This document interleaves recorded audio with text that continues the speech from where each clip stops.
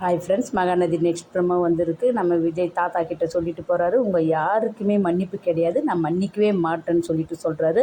கண்டிப்பாக மன்னிப்பு கிடைச்சா அதை விட பெரிய தவறு கிடையாது. ஏன்னா 5 வருஷமாக ஒரு குழந்தைக்கு அம்மா இல்லாமல், ஒரு புருஷனுக்கு மனைவி இல்லாமல் அவரை சங்கடப்பட வச்ச இந்த குடும்பத்துக்கு மன்னிப்பு கொடுக்கவே கூடாது.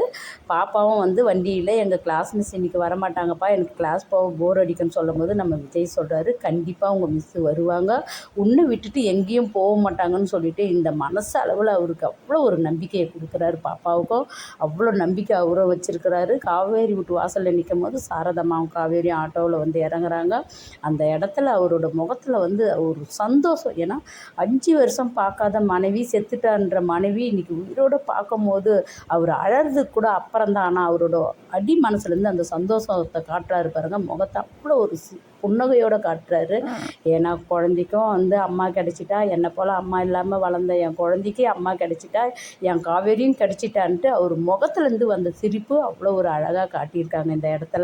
இந்த இடத்துல சாரதம்மா, காவேரி எல்லாமே விஜயை பார்க்க போகிறாங்க. விஜயை பார்த்ததுமே நம்ம காவேரி என்ன சொல்ல போகிறா, குட்டிமா அதாவது அம்மாவோட அப்பா வந்திருக்காருன்னு தான் அவங்க அம்மாவோட அறிமுகப்படுத்த போகிறா. சாரதம்மாவும் விழிப்புணர்ச்சி தான் அடைய போகிறாங்க.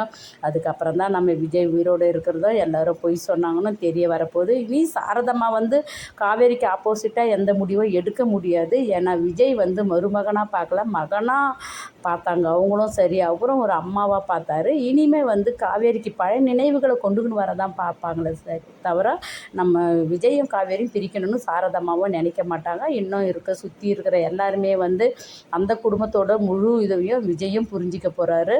மற்றவங்களும் புரிஞ்சிக்கணும். நம்ம வீக்காக தான் குழந்தைய வச்சு சேரணும். அடுத்தது எபிசோடில் என்ன நடக்குதுன்னு நம்ம பார்க்கலாம். Bye by.